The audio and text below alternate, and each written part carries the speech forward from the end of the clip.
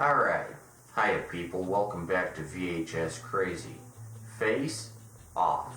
John Travolta, Nick Cage, 1997. Let's get right into it, people.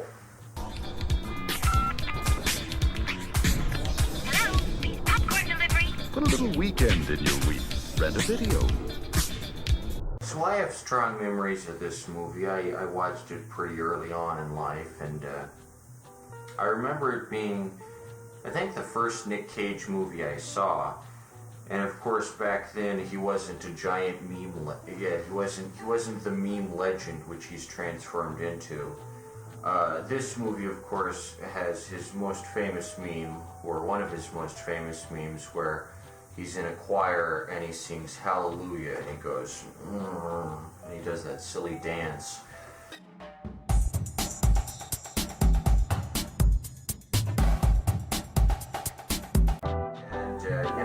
I can't get enough of Nick Cage. He's fun in everything he's in, and he's also kind of an everyman, so you kind of buy him in every role he's in. I buy him as a psychopath, I buy him as a redneck, I buy him as a college professor, whatever role he's in, I buy it. I guess it has something to do with his method, his style per se. I always believe Nick Cage, and Nick Cage is just great. Who doesn't freaking love Nick Cage? Me being a fellow Nicholas, I can't not be a fan of Nicolas Cage. Just what a crazy guy, him and his freaking jelly bean martinis, just one of the most charismatic actors alive. And, his real name is Nicholas Ford Coppola, so his entire career is due to nepotism, but, man, movies would be bereft without the wonder that is Nick Cage. And this is 24 years ago, and he's still going strong, so, who knows, I think. It's great to see Nick Cage still in movies. I hope to see Willy's Wonderland in theaters once they open back up. That'd be fun. So yeah, Nick Cage is great in this movie. Now this is a movie with an inherently weird premise, and as far as I know, it's kind of the first time anything like this had happened. This is part of the subgenre about weirdos stalking the hero's family. A good example is Cape Fear, Night of the Hunter, that kind of thing. But this is a thriller which, well, it's not really a thriller. It's more an over-the-top action movie. There's not too much suspense. It is cheesy. Make no mistake. This isn't Die Hard. Die Hard is a grounded action movie. If you're looking for grounded action, this isn't the movie for you. If you want over-the-top, silly fun, this is the movie for you. This is a fun, gosh darn movie. Now, you might not like it. It is kind of soaked in 90s tropes and cliches, and it's a landmark film for the genre because it has a lot of both leads really bring their style to the roles they've been tasked with playing, and I can only imagine what it must have been like to be Travolta or Cage in this. So the main problem with this movie is that the premise would make sense, except for that Travolta and Cage don't even really have the same body structure, if that makes any sense. Travolta was not Saturday Night Fever Travolta anymore. He was, this is even after Pulp Fiction. He was after Pulp Fiction era John Travolta. So at this point, John Travolta has these big, broad shoulders and his square jaw. He's a big, beefy man. And Nick Cage at this point was still kind of young and thin, and he's very sprightly. So the idea that John Travolta and Nick Cage, you know, their bodies could pass for each other's bodies, it doesn't make much sense because Cage is so thin and Travolta is so muscular, you know. I mean, Travolta obviously works out and all Cage does is stretch his face. That's the only exercise he ever gets in, so, you know.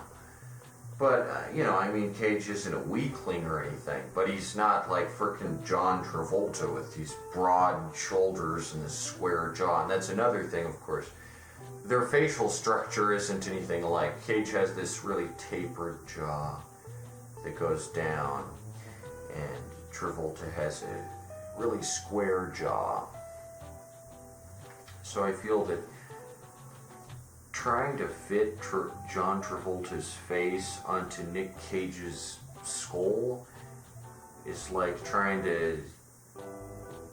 It's like trying to put on pants that are like 5 sizes too large. It just wouldn't work. So it is very weird to think that there was a point in time during which Nick Cage was considered this big blockbuster superstar and was given such big budget roles and was put aside John flippin' Travolta, but that time did exist, and he used to not be a meme before the world was as self-aware as it is now. And that's interesting, you know. And Cage does have his own, he does have his own pluses as an actor. And while I will say that the premise is implausible, that, you know, that they could pass for one another,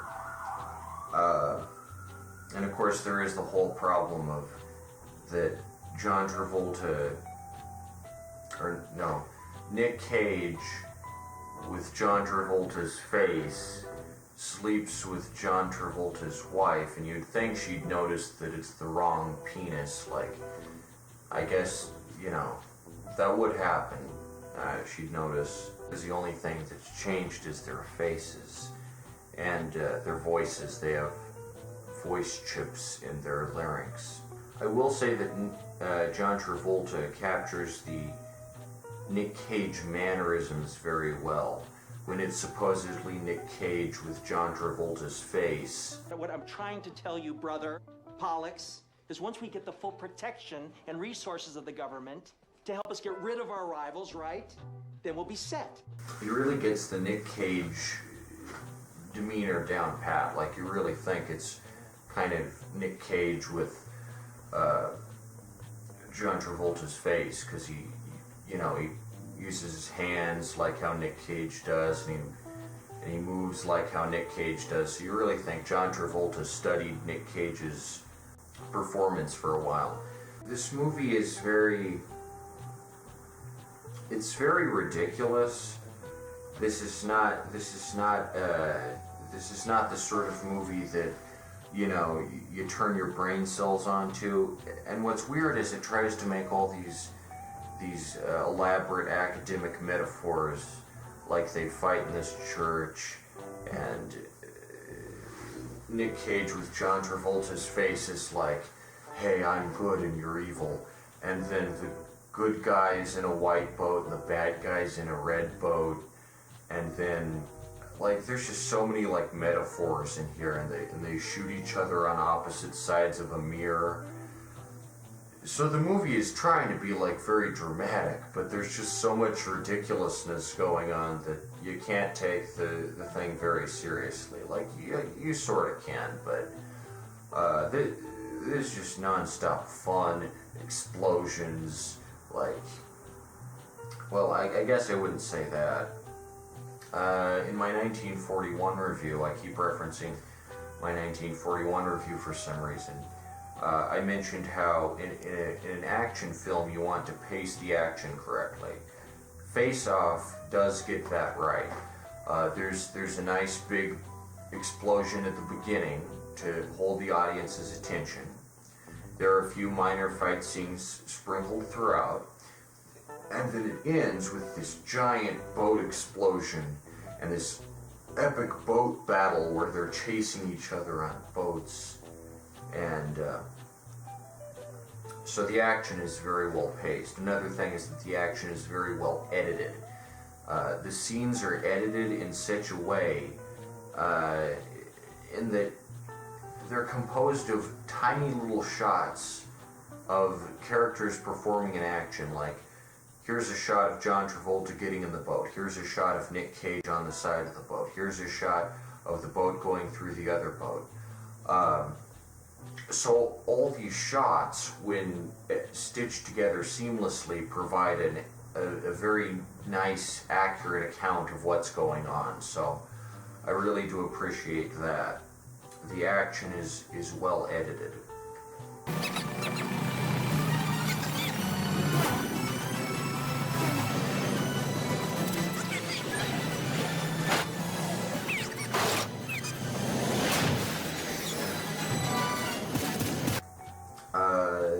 The shot composition is okay. There's some very nice sequences, like when John Travolta with Nick Cage's face has a drug trip. They have some nice layering effects. Well, I would say that while this movie has a lot of weird science fiction sprinkled in there, like there's this bizarre prison where everyone wears magnet boots and they're forced to watch nature documentaries all the time. Like, I don't know if they're going forward with that, because this is set in the present day, and I don't think any prison airs nature documentaries on big digital screens. That's just really weird. But it is very ahead of its time in that there's a bit where one of Travolta's co-workers gets his ear shot off in the line of duty, and the lab where he gets his face transplanted makes a new ear for this guy. And you see this machine that's kind of like a 3D printer printing out a new ear. So it's kind of ahead of its time in that regard. Nowadays 3D printing organs and stuff is kind of, within the realm of possibility, but we're talking like 1997 here, so, 3D printing a new organ was like some far out stuff back then. So kudos to this movie for predicting something correctly. That is pretty interesting how they predict the creation of an artificial ear in 3D printing. That's remarkably, like, now, I mean, they're, getting tissue samples and stuff from 3D printing now, but this is 1997, so I am kind of amazed at that. Let's see what else is there. Most of the acting is pretty good. A bit of it is really, some of the acting isn't that good, but Travolta's wife, his daughter, pretty okay. But really the two stars of the show are Travolta and Cage. And you just gotta love Cage. Like, every scene Cage is in is just the most. This is a remarkably long movie. I don't remember it being so long, but you probably won't notice. It's so thrilling and dazzling. It's just a spectacle for the eyes that you probably won't even notice how long it is. It's like 140 minutes. If you only want to watch this for the scene where Cage sings in the choir and does the silly little dance for that primo meme gratification, then that's right at the beginning. I really like that. It cuts right to the chase. It doesn't mess around. It's like 5 minutes in.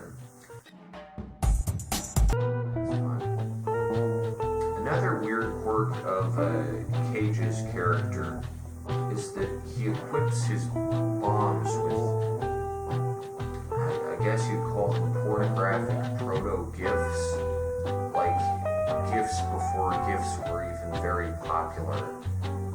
And I don't know what that's all about, but that's really weird. And the scenes where there's, computers in this movie, like the programs look kind of cheap. I would say that the programs look kind of fake. Like the scenes, Travolta's apparently an FBI agent, and the computer monitor that he looks at, it doesn't look like what the FBI would be using in 1997. It looks very contrived. If that's the correct term, I guess it looks very, I know it was low tech and everything back then, but I just think all the text is very cartoonish, even if it's not on Cage's maniacal cartoon pornographic floppy disk. All the text is way too big and way too bright, and it just feels like a movie. All the computer graphics in the film are kind of phony, but the explosions, which I think are CGI, and the bullets, which I think mostly are CGI, they look pretty good. Like I kind of buy them. Like I said, the action is really good. I'd say, it's a good story about identity, the loss of self, losing yourself and becoming someone else, and at the end you really kind of feel bad for Nick Cage, but you also feel sorry for John Travolta. And the movie really plays some fun tricks with who's who at what point, and you lose track of which one is supposed to be which.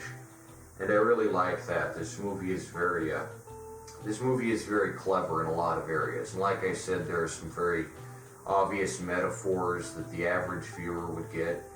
And maybe they're not meant to be so smart. Maybe they're just there. The premise is, it kind of takes, like, for the first, 5 or something minutes of the movie, it feels really grounded, like it's trying to be this epic drama about Travolta, and he's angry at Cage because, he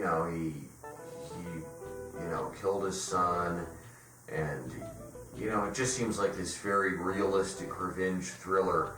And then once these techniques are introduced where they can just cut into the face with a laser and splooch, and it's off.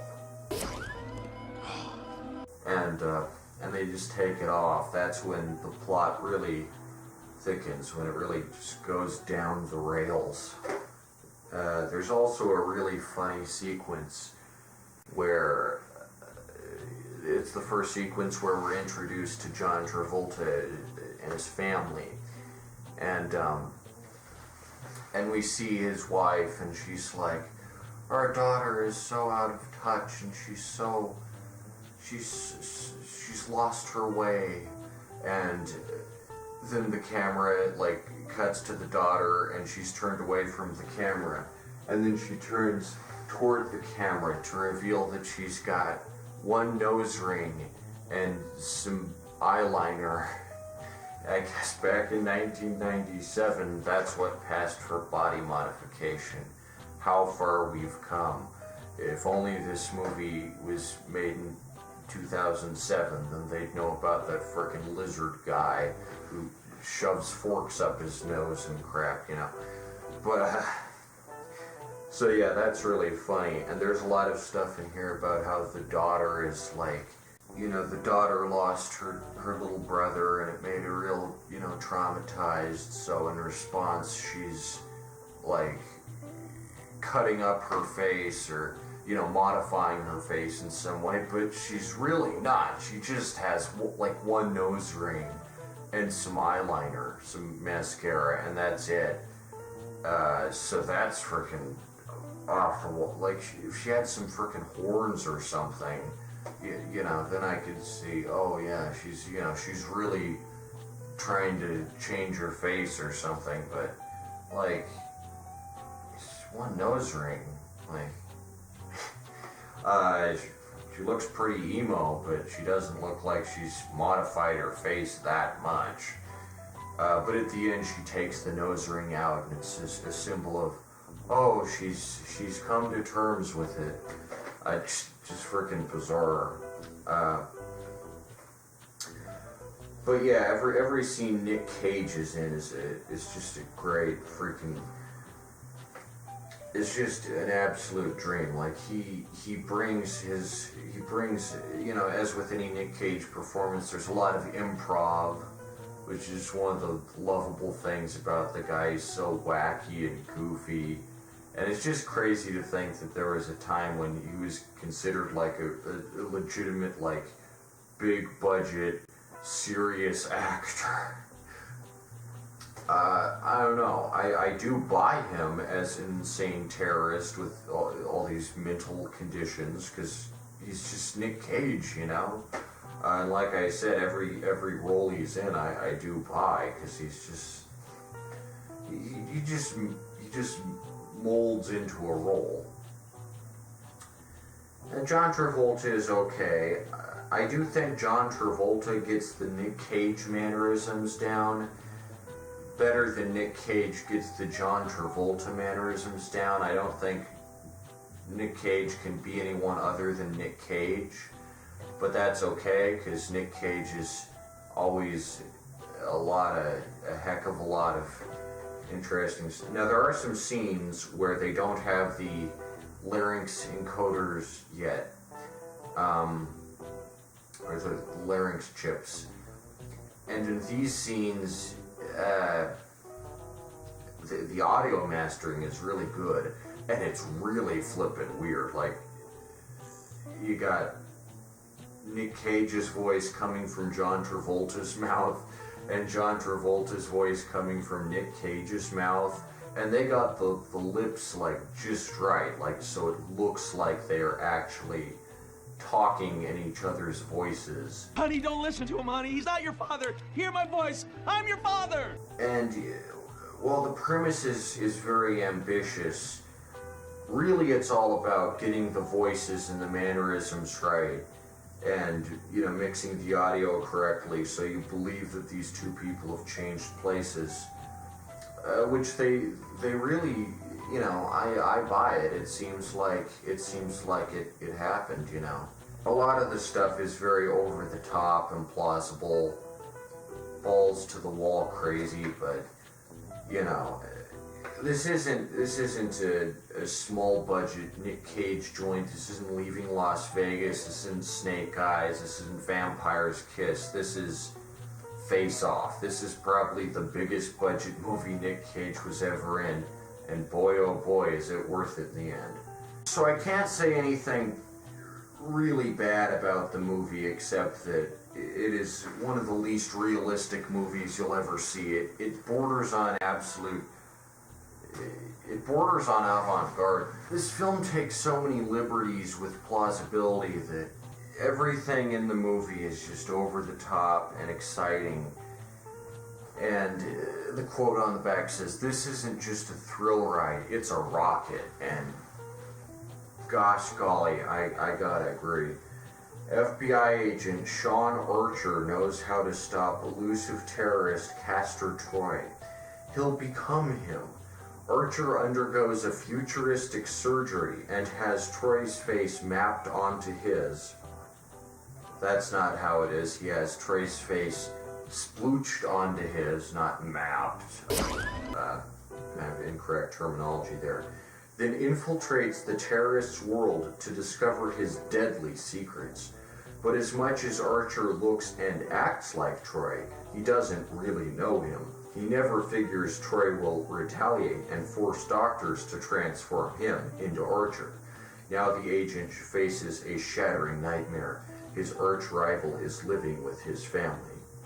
The Travolta-Cage star power comes on strong, and so does the excitement in this roaring thrill machine of a movie directed by John Woo. So buckle up, it's going to be a furious fight. And I will say that this John Woo guy has a very distinct directorial style, and that's nice to see. I don't know what he directed after this in Broken Arrow, but the scenes where Travolta with Nick Cage's face is stuck in the prison, and he sees Nick Cage taking credit for what he should have done is just very sad. It's very heartbreaking, and you really feel sorry for him. Is this a movie set in a weird alternate reality? Yeah, kind of. Whatever reality this movie is set in, it sure as heck isn't our world. It's something very close, but not quite. It has an uncanny quality to it. I don't think anyone involved was going for, surreal territory, but this movie is just so bonkers that you just kind of gotta feel like, this is happening, this is going down, and there's nothing you can do to stop it. It rams you right against the wall and says, "Look, Buster, face off." The title is just another example of these, just very clever wordplay.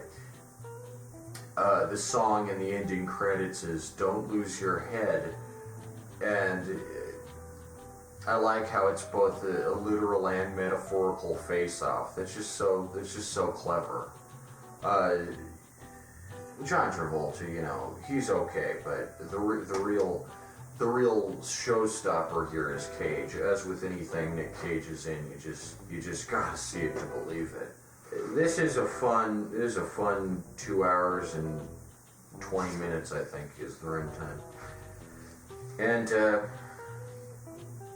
it does a very nice job of I wouldn't say it's a progressive action movie by any means, but it does kind of explain that, criminals have feelings too. They can have children, and they can have stakes on the line, and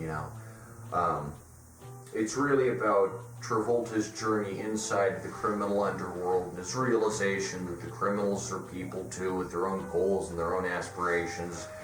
And he does go through a very interesting character arc, and by the end he's redeemed, his conscience is cleared, his whatever is fixed. And it's just very nice to see. It's a very nice character arc. The script is okay. The line delivery is alright. It's competent in that regard. Like I said, the only thing that I'd say the movie could work on is the computer graphics They look a little, for 1997, I don't think a floppy disk could contain all these 3D graphics and shit of how a bomb works. It's a floppy disk. It's not a frickin' DVD-ROM or whatever. But, I don't know, it looked kind of like a thick floppy disk, so maybe it has more RAM than a standard floppy disk. I don't know, it's just very... This is a Hollywood movie. This is a very big budget, big action, big spectacle movie.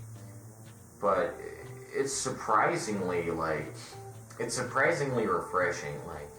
In an age of endless die-hard sequels, and you got, I would go so far to say that this is 1 or 2 points below John Wick. If you like John Wick, you might like Face Off. Just tossing that out there. You might actually like Face Off if you like John Wick.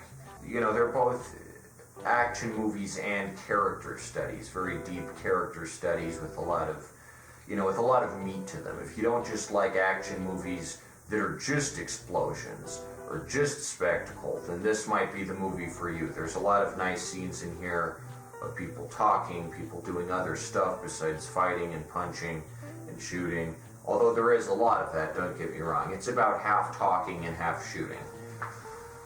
This is the sort of movie that just, I don't know, it's not the perfect movie, but it's not a bad movie. It's not a stinker. It's actually pretty competent, and it absolutely accomplishes what it sets out to do, which is to tell the story of an FBI agent and a criminal who get their faces switched, and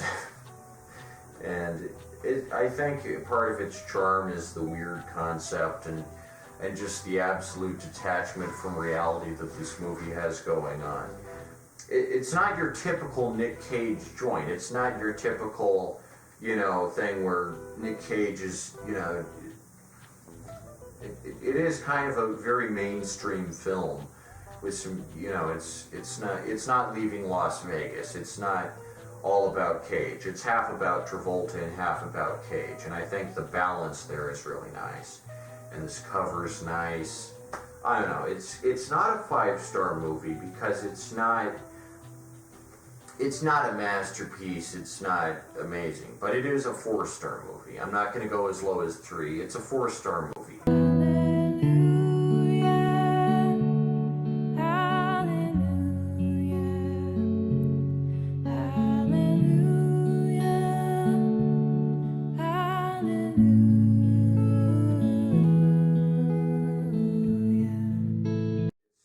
Fun. You should pop this in if you got a lot of adrenaline, if you're feeling pumped, if you want some hot action, if you want to see Nick Cage's chest, then this is probably the movie for you. Nick Cage's character has this weird thing where he gropes women's asses. I don't know. It's a weird movie, but you wouldn't see a movie like this nowadays. That's all I can say. You don't see movies with premises this original and concepts this high anymore, so there's that. It's an okay movie. I'm not going to diss it.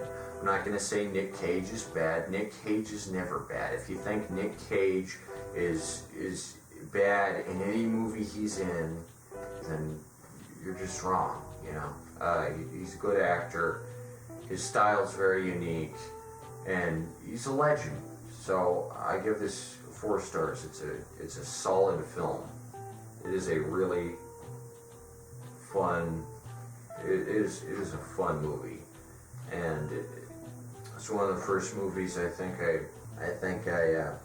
definitely the first Nick Cage movie I saw, and this is the movie where I first realized that Nicolas Cage's name is spelled the same as mine without an H. And that really endeared me to him a long time before he became a big meme. So I'm really glad I got to see this movie when I was young. It's a good movie. Is it a 90s movie? Yeah, it's a very 90s, late 90s, not early 2000s. This is only a late 90s movie. It's the sort of thing that could only happen in 97. Let's watch this movie. It's set in a very surreal. It's a very weird movie, but that's part of its charm, and that's why the meme of Nick Cage rolling into the action, saying "Hallelujah" has lived on so long, because that's iconic shizzle. That said, if Nick Cage would like to order some comics, or if he'd like to ask me to draw a Nicolas comic for him, I'd be all too happy to oblige. If you want to buy some Nicolas comics and support these reviews, then write to Nicholas Acada, 1424 Columbine Street, number 1, Denver, Colorado 80206. That said, this has been a VHS Crazy review of the classic 97 action blockbuster smash hit spectacular Face Off, and I will see you in the next one. Splorch.